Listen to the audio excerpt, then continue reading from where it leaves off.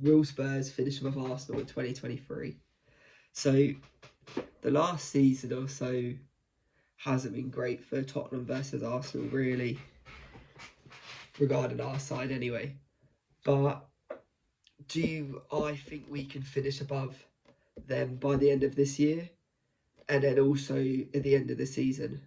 So this is just going to be focusing on the end of this year, so within the next 3 games, where we have Everton at home, Brighton away, and then Bournemouth at home, compared to them who have got Liverpool away, West Ham at home, and Fulham away. With the 2 fixture lists, I think we've got the better run at them. But then when you look at the points on the table at the moment, and also goal difference at the moment, it is going to be a tricky one to try catch up with it.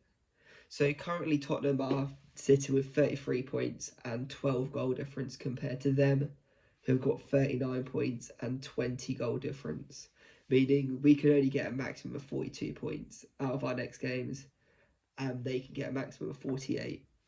So we need them to drop points, and we can't have them get more than 3 points for us to finish above them at the end of this year. So I was doing a bit of research and looking at the head-to-heads of the Tottenham games and also the Arsenal games regarding their next 3 fixtures. So Tottenham, last time they played Everton at home, we won 2-0, and it was with a Kane penalty and a Højbjerg goal assisted by Bentancur. Then when we played Brighton away last time, we won 1-0, Kane again. And then when we played Bournemouth last time, we lost 3-2. So it shows a little bit of promise. However, the goal scorers there, it was surrounding Kane. And then also Bournemouth, we lost sadly. Danjuma, I believe, scored that game. But do I think we can improve those results? I think we can get an extra point out of those if I was to be realistic with it. And then if you look at Arsenal's, when you look at their last time, they did quite well, really. So they drew with Liverpool away. They beat West Ham at home 3-1 after being 1-0 down at half-time. And then they won 3-0 away at Fulham. So if you're looking at those with the head-to-heads, that we won't be able to finish above them at the end of this calendar year. However, do I think Everton, Brighton and Bournemouth have got worse this season compared to last? Well, 2 of them have got worse. I'd say Bournemouth, are better now. If you look at the Arsenal's running with Liverpool, West Ham and Fulham, would I say they're a better team now compared to where they was last season? I would personally say they're all better. West Ham, obviously, they've had a few more signings and now in a little bit of a run. You've got Fulham, who are doing well. They're always doing okay, really. A little bit unlucky last game. There was a lot of referee controversial with that game. And then Liverpool is just Liverpool, especially with the draw of Man United. And the performance wasn't great, although Klopp and Van Dijk was saying that they was the better team overall. And Man United didn't really play. I think it was both really a stalemate. It wasn't really one team deserved it. It was more, if one team would have won, the other team would have said, "Oh, we deserved a point. We deserved to win instead." So I think that was kind of fair. It was just a ball fest, really. So I feel like, especially for last game before Christmas, it's going to be at Anfield. All of them are going to go mental at that game. I think that's a game where Liverpool should be able to get a result. If you look at Tottenham's next game, Everton, surely they can't keep winning. Is one of those. Surely it can't keep happening. Sean Dyche, I've always liked Sean Dyche, really. I feel like he's been unlucky with his appointments, and I feel like if he had more money and things, he would be able to play better football. But he's also mastered, really, being able to sit behind the ball, counter-attack, and just be aggravating, really.